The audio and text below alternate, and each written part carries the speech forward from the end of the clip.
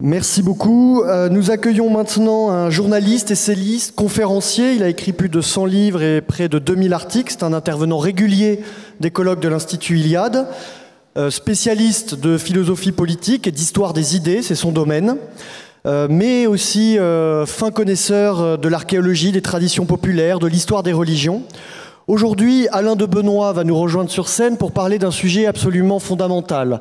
C'est celui de notre relation intime ou distanciée avec les animaux et la façon dont nous pouvons vivre avec eux ou à côté d'eux. Donc il a, à travers cette formule, l'animal n'a pas de droit, nous avons des devoirs envers lui, résumé un peu sa pensée, mais vous le connaissez, elle est évidemment plus complexe qu'un slogan. Donc je vous demande d'accueillir Alain de Benoist.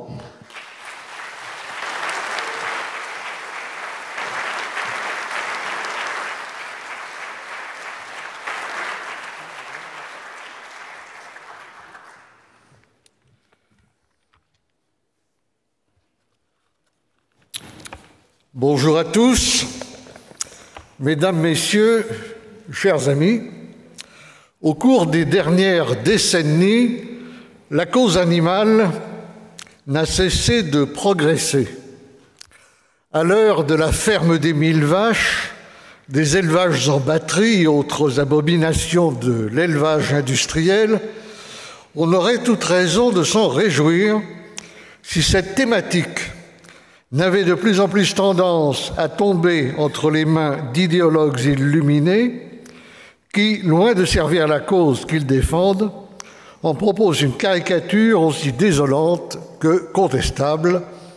Au nombre de ces folies, il faut désormais compter avec la théorie du droit des animaux. Quand elle ne s'appuie pas sur des syllogismes boiteux du genre « l'homme a des droits »,« l'homme est un animal, donc les animaux ont des droits », cette théorie dérive le plus souvent d'une idéologie à laquelle on a donné le nom d'antispécisme. Le terme de spécisme, inventé par le Britannique Richard Ryder et popularisé par l'Australien Peter Singer, désigne toute attitude impliquant de faire une distinction morale, entre guillemets, entre les hommes et les animaux. L'antispécisme, au contraire, consiste à mettre toutes les espèces à égalité au motif que, je cite, « les animaux sont des humains comme les autres ». Tom Regan, professeur à l'Université d'État de Caroline du Nord, affirme ainsi que les animaux sont des titulaires de droits, même s'ils ne le savent pas, et que seul le langage des droits est apte à exprimer l'exigence de ne pas leur infliger des dommages sans des raisons contraignantes. En 1978, une déclaration universelle des droits de l'animal, sans aucune valeur juridique, a même été adoptée à l'UNESCO. Son article 1er proclamait plaisamment que tous les animaux naissent égaux devant la vie. Sur cette question des droits, le livre le plus explicite est celui de Sue Donaldson et Will Kymlicka, Zoopolis. C'est aussi celui qui va le plus loin, puisque les auteurs, après avoir pris position pour l'attribution de droits inviolables et universels à tous les sujets sensibles, réputés être de ce seul fait des agents moraux au sens kantien du terme, vont jusqu'à prôner l'intégration des animaux dans la société des hommes au titre de citoyens. Les deux auteurs distinguent les animaux sauvages, les animaux domestiques et les animaux qu'ils appellent liminaires, ces derniers étant ceux qui vivent dans les villes au contact des humains sans être domestiqués. Les premiers devraient se voir reconnaître une souveraineté, les seconds une citoyenneté, en échange de laquelle ils apprendraient à se comporter de façon socialement acceptable, par exemple en ne mordant pas tout le monde dans la rue. Le grand argument d'ordre émotionnel, c'est que les animaux ne sont pas des automates comme le prétendaient Descartes et Malebranche, puisqu'ils peuvent souffrir. Comme on estime qu'il est immoral de faire souffrir des animaux, on en déduit qu'ils ont des droits. Mais cette conclusion est en fait tout à fait arbitraire. En quoi le fait de pouvoir éprouver plaisir ou douleur pourrait-il à lui seul conférer un statut moral et surtout des droits? C'est en outre une idée dangereuse, car l'empathie que peuvent ressentir les hommes vis-à-vis des animaux est éminemment variable selon les individus et selon les peuples. Si nous ne sommes pas sensibles à la souffrance d'une bête, peut-on dire qu'elle devient par là même admissible, au moins à nos yeux? On est, on le voit, en pleine subjectivité. Or, il ne peut y avoir d'éthique si celle-ci ne repose pas sur des principes objectifs. Que répondre à cette théorie? D'abord, que les droits subjectifs n'existent tout simplement pas, contrairement à ce qu'affirme la théorie du droit naturel moderne, dont dérive l'idéologie des droits de l'homme. Seuls existent des droits objectifs extérieurs aux individus comme aux personnes. Aucun homme ne possède des droits en vertu de sa seule nature ou de sa seule existence antérieurement à tout rapport social. Il n'en va pas différemment des animaux. La thèse contraire relève de la croyance, voire de la métaphysique. Mais il y a d'autres arguments. Les animaux n'ont pas de droit parce qu'ils ne sont pas des sujets de droit. Ils ne sont pas capables de faire valoir leurs droits.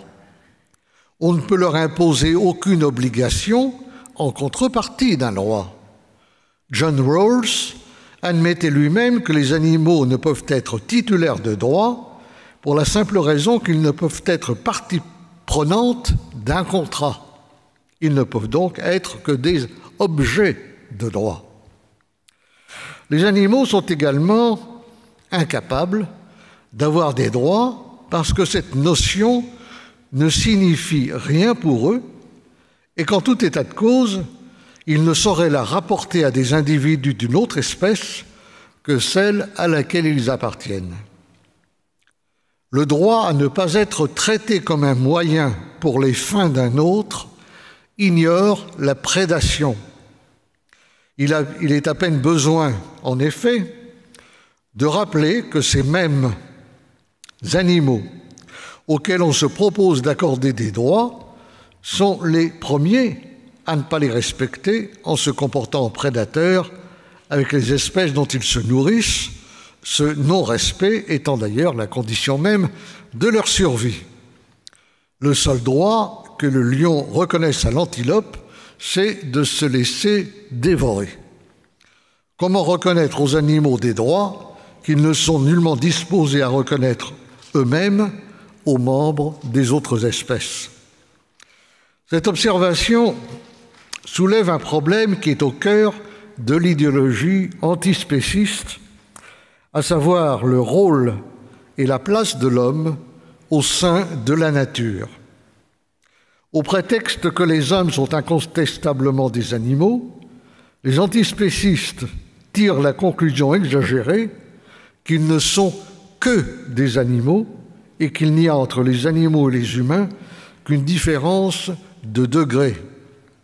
Ce qui revient à évacuer par zoocentrisme toutes les propriétés émergentes liées à l'apparition du phénomène humain, à commencer par ce trait spécifique de notre espèce, qui est d'être capable de se soucier du sort et du bien-être des autres espèces.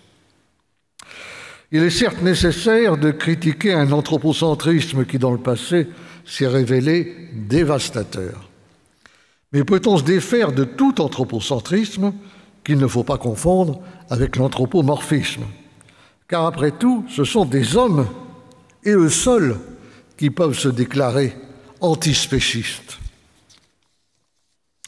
C'est ce qu'a très bien remarqué Francis Wolff, qui écrit « L'attitude qui entend dénoncer radicalement l'anthropocentrisme est radicalement anthropocentriste, car aucune espèce naturelle ne respecte naturellement les autres espèces naturelles.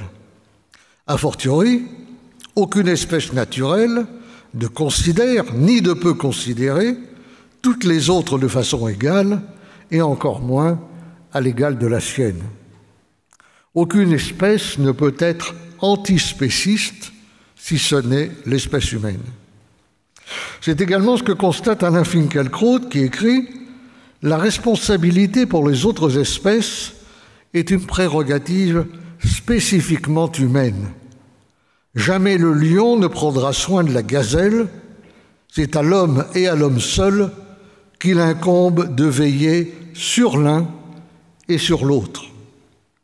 Il s'en déduit que c'est précisément en raison de ce qui distingue les hommes des autres espèces que l'on peut exiger d'eux qu'ils se préoccupent du sort de celles-ci. » Comme l'écrit également Étienne Bimbenet, c'est une chose de militer contre l'exploitation et le sort scandaleux fait aux animaux, c'en est une autre, tout autre, de croire que l'amélioration de leur sort implique d'abolir la frontière entre eux et nous.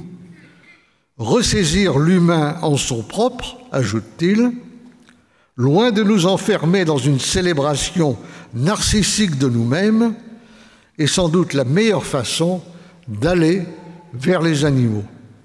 Aller vers l'autre implique de reconnaître sa différence, non de nier son altérité. Là est la contradiction fondamentale du discours selon lequel les animaux sont des personnes, car les seules personnes capables de s'intéresser au sort des autres espèces, au point de vouloir les protéger ou les empêcher de disparaître, ce sont encore une fois les humains. Ce qui signifie que c'est en tenant un discours selon lequel il n'y a pas de différence radicale entre l'homme et les autres animaux, discours que seuls les hommes peuvent tenir, que les antispécistes prouvent sans même s'en apercevoir la fausseté de leur thèse. Il y a heureusement, et j'en terminerai là-dessus, il y a heureusement d'autres façons de ne pas considérer les animaux comme des objets que de leur attribuer des droits. Les devoirs ne sont pas nécessairement la contrepartie d'un droit, et il est totalement arbitraire de dire que la souffrance constitue le point de départ de toute position éthique. Les animaux n'ont pas de droits, mais comme l'avait dit déjà Rousseau dans sa préface au discours sur l'origine et les fondements de l'inégalité, nous avons des devoirs envers eux. La nature de l'éthique qui doit présider au rapport des hommes et des animaux ne tient pas aux droits qu'ont les animaux par rapport à nous, mais aux devoirs que nous avons envers eux. Non pas seulement parce qu'ils sont vulnérables et qu'ils peuvent souffrir, mais pour bien d'autres raisons. Nous avons aussi des devoirs envers la nature, envers les pierres et les rochers, les fleuves et les forêts, les monuments et les paysages. Nous avons des devoirs envers eux parce qu'ils possèdent une valeur intrinsèque, même s'ils ne peuvent nous obliger par eux-mêmes à la respecter. Nous avons des devoirs envers ce qui vit et au-delà, envers ce qui est, non parce que nous sommes à égalité avec tout ce qui est, mais parce que nous sommes tous pris dans un rapport de co-appartenance qui renvoie directement à l'idée de cosmos, une idée qui était familière aux anciens et avec laquelle il n'est que trop temps de renouer. Je vous remercie.